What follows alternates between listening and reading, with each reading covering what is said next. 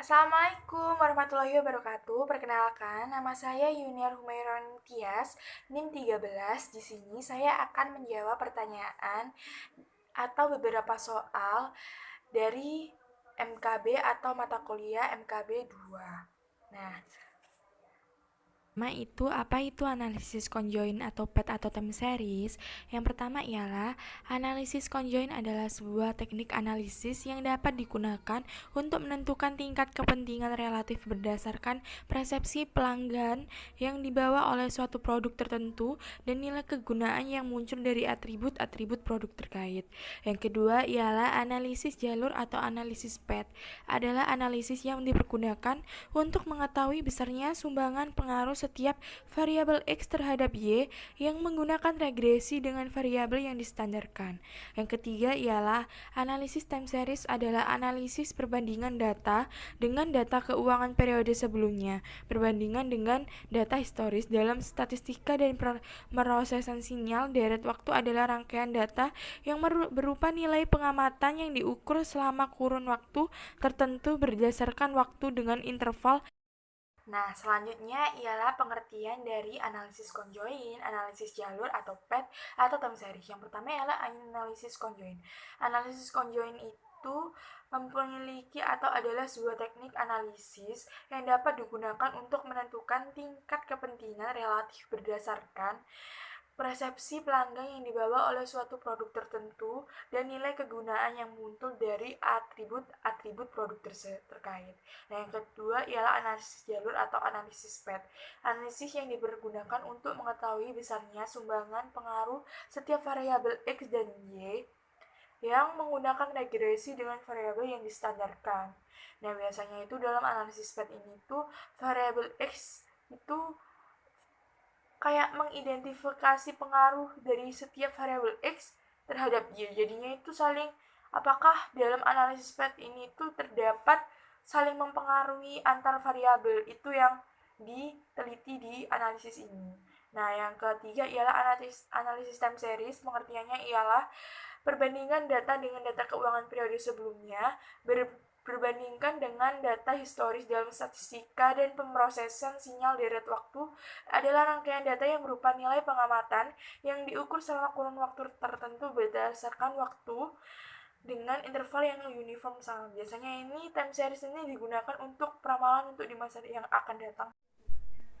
Nah, yang nomor dua ialah tujuan analisis. Nah, tujuan analisis yang pertama adalah tujuan analisis dari conjoint. Analisis conjoint bertujuan untuk mengetahui bagaimana persepsi seorang terhadap suatu objek yang terdiri dari satu atau lebih bagian. Hasil utama analisis conjoint adalah suatu bentuk atau desain produk, barang atau jasa atau objek tertentu yang diinginkan oleh sebagian besar responden. Yang kedua ialah tujuan analisis PET. Yang pertama ialah melihat hubungan antar variabel dengan didasarkan pada model a priori. Yang kedua, menerangkan mengapa variabel-variabel berkorelasi dengan menggunakan suatu model yang berurutan secara temporer. Yang ketiga ialah menggambar dan menguji suatu model matematis dengan menggunakan persamaan yang mendasarinya. Yang keempat ialah mengidentifikasi jalur penyebab suatu variabel tertentu terhadap variabel lain yang dipengaruhinya. Yang kelima ialah menghitung besarnya pengaruh suatu variabel independen exogenous atau lebih terhadap variabel dependent endogenous lainnya. Nah, yang ketiga ialah tujuan analisis time series. Tujuan analisis time series yaitu menjelaskan mekanisme tertentu, meramalkan suatu nilai di masa depan, dan mengoptimalkan sistem kendala. Metode ini sering digunakan untuk melakukan peramalan. Peramalan atau forecasting adalah suatu kegiatan memperkirakan apa yang akan terjadi pada masa yang akan datang.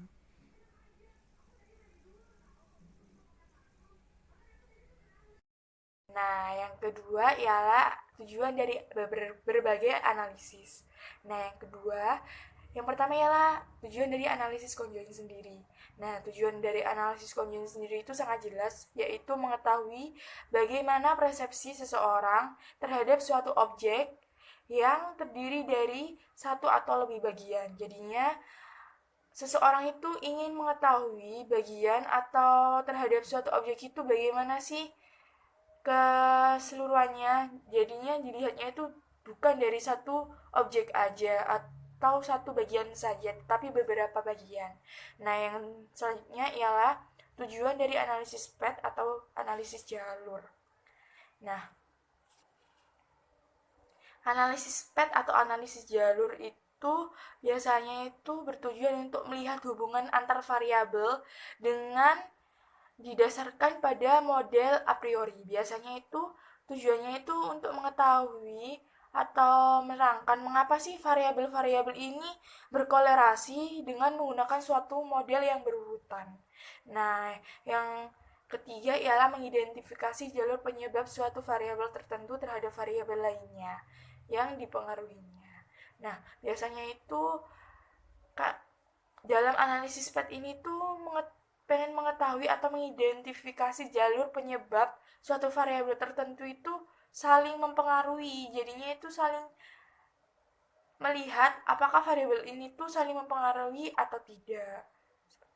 Nah, selanjutnya ialah tujuan analisis time series itu menjelaskan mekanisme tertentu, meramalkan suatu nilai di masa depan, mengoptimalkan sistem kendala metode ini.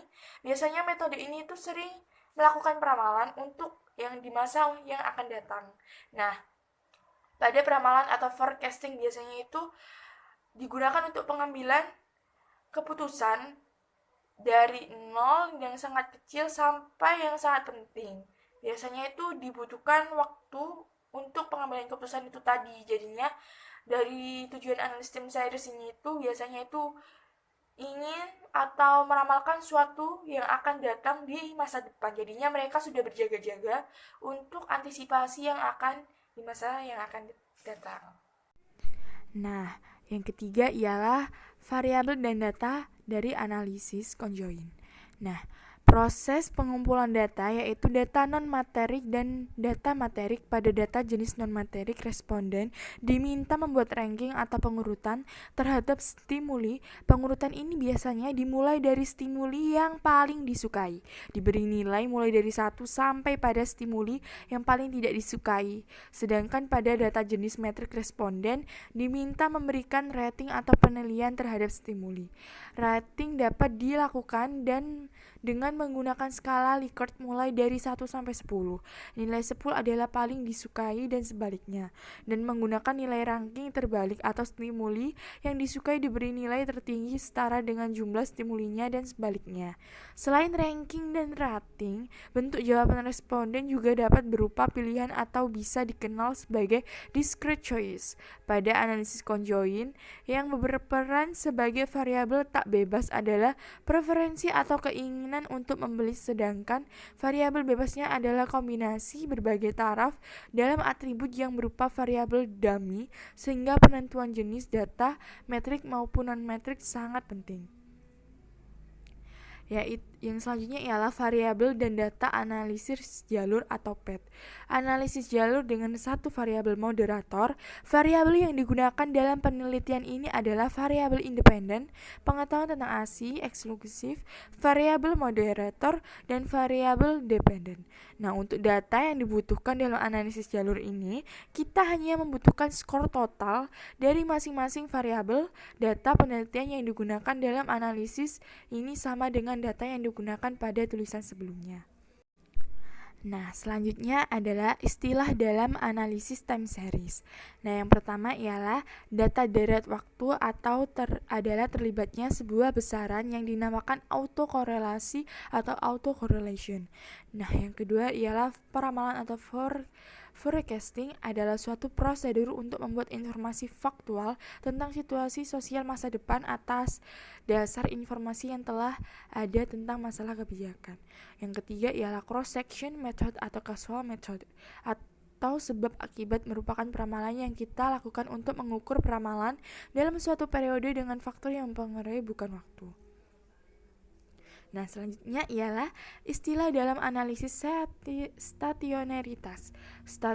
Stationaritas kuat atau strictly stationary atau stationer order pertama atau primary stationer, dan yang kedua ialah stationer lemah, weakly stationer atau stationer order kedua, secondary stationer. Nah, yang ketiga ialah istilah dalam analisis kointegrasi. Yang pertama ialah tes Johannes, adalah tes untuk kointegrasi yang memungkinkan lebih dari suatu hubungan kointegrasi, tidak seperti metode Engelgranger, tetapi tes ini ditunduk pada sifat asimptotatik yaitu sampel besar. Nah, yang kedua ialah multi kointegrasi, yaitu memperluas teknik kointegrasi di luar dua variabel dan kadang-kadang ke variabel yang terintegrasi pada pesanan yang berbeda.